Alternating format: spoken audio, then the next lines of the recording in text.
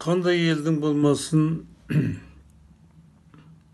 мемлекеттің болмасын, өзінің рәміздері болады. Рәміздерсіз болмайды. Ол символдар.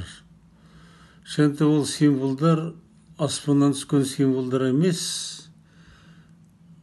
Ғасырлар бойы сұрыпталып, халықтың санасында, сезімінде, түйсігінде орын алған ұғымдар болады.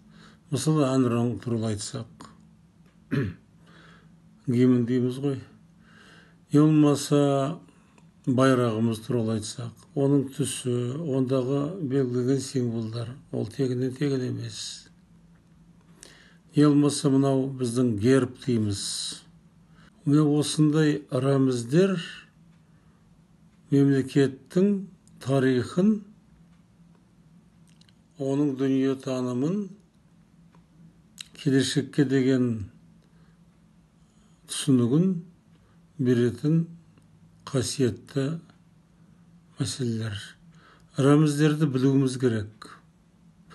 Бала бақшадан бастап рәмізді білу керек. Рәмізді құрметтеу керек. Орнымыздан тұруымыз керек.